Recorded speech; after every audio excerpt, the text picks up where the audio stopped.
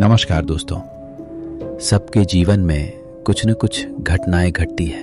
मैंने सोचा आपको भी कुछ इसके बारे में जानकारी दूं। बहुत पहले की बात है, मैं छोटा था। मेरी उम्र उस समय 5 साल रही होगी। मैं एक सरकारी मकान में रहता था जो कि जंगल टाइप का जगह था। पिताजी मेरे पुलिस में थे। क्योंकि सरकारी मकान थे, वो लाइन से 10 मकान बने हुए थे।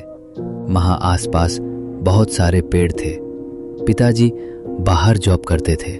एक बड़ा कमरा था जिसमें अपने पिताजी के साथ सोता था। आज भी कभी कभी घटना मुझे याद आ जाती है तो मैं डर जाता हूँ। मैंने सोचा क्यों ना आपके साथ साझा करूं। मैं अक्सर पिताजी के पीछे सोता था।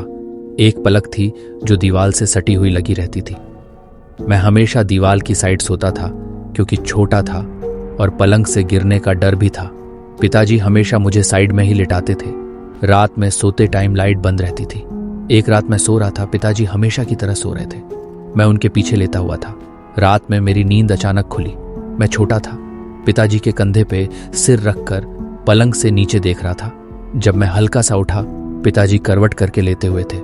कमरे में अंधेरा था। बाद बरामदे की लाइट की रोशनी आ रही थी। उस रोशनी में मुझे थोड़ा थोड़ा दिखाई दे रहा था। उसी समय मेरी नजर किसी चीज पर पड़ी। पता नहीं वो इंसान था कि जानवर था, मैं बयान नहीं कर सकता।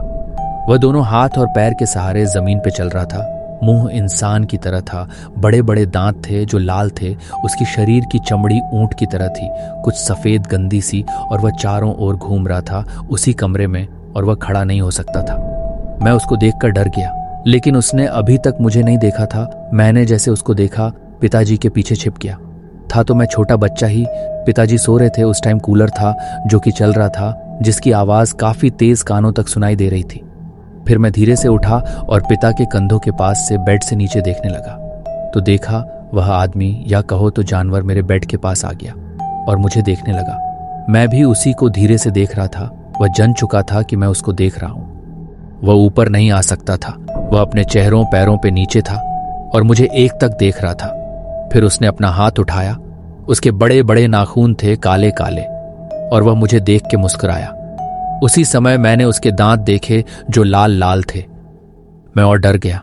उसने मुस्कुराया और मेरी ओर हाथ बढ़ाया और मुझे पास आने का इशारा करने लगा। मैं ये देख एकदम और डर गया। मैंने अपनी आंखें बंद कर ली और मैं लेट गया। थोड़ी देर बाद मैं हिम्मत करके पिताजी के कंधों के पास से बेड के नीचे फिर देखा तो वह मुझे ही देख रहा था और हंस रहा था, और वह मुझे बार बार इशारा कर रहा था कि मेरे पास आओ। और मैं किसी से कुछ कह भी नहीं सकता था क्योंकि मुझे लगता था कि कोई मेरा विश्वास नहीं करेगा। और वो वही आसपास घूम रहा था, और खाने के सामान वाले जो डिब्बे रखे रहते हैं, वह उन्हीं को घूम घूम कर देख रहा था।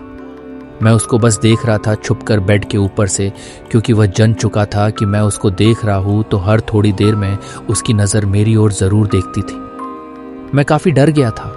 मुझे नींद नहीं आ रही थी, न बता सकता था, न किसी को जग सकता था। बस इतना डर गया कि चुपचाप लेता हुआ था।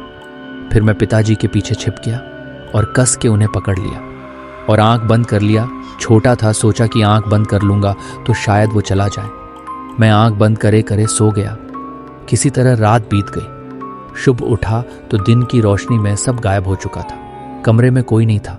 पिताजी बहुत डरता था तो उनसे तो कुछ नहीं बोला।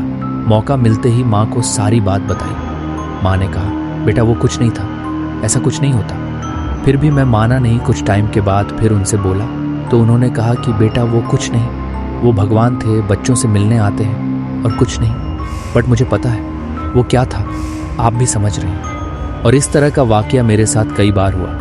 मैं बताया भी, लेकिन जवाब हमेशा वही रहता था। एक बार माँ बैठी घर की दहलीज पर, रात का समय था और 3-4 औरतें और थीं जो कॉलोनी की ही थी। वो सब भी बैठी थी। मैं अंदर टीवी देख रहा, बट हर थोड़ी देर में माँ को देखने की आदत थी तो बाहर गया। माँ बैठी थी, ठंड का टाइम था, सब शाल ओढ़े हुए थे। मैं पहुंचा तो मेरी नजर आसमान में पड़ी। चांदनी रात थी, आसमान साफ था और तारे भी चमक रहे थे। तभी मेरी नजर एक रोशनी पर पड़ी जो दिखने में मगर जैसी लग रही थी। लंबी पूंछ थी और चांद की तरह चमक रही थी। वह सामने से निकल रही थी, मानो आसमान में रेंग रही हो। मैंने आसमान में नजरें उठाई और माँ से कहा, देखो ये क्या है। माँ ने मेरी उंगली पकड़कर तुरंत नीचे कर दी और कहा, अंदर जाओ, कुछ नहीं है। मुझे आज भी याद है। फिर मन में कई सवाल उठे और मैं अंदर चला गया। दोस्तों, आप जानते हैं वो क्या था? चीजें होती है, चाहे हम माने या न माने, लेकिन हर घटना का कुछ न कुछ असर जरूर होता है। आगे भी मैं आपको ऐसी ही घटनाओं के बारे में बताता रहूंगा। आप मुझे सपोर्ट करें ताकि मैं ये जानकारी आप तक पहुंचा सकूं। स्वस्थ रहें, सुरक्षित रहें। मेरे चैनल को सब्सक्राइब करें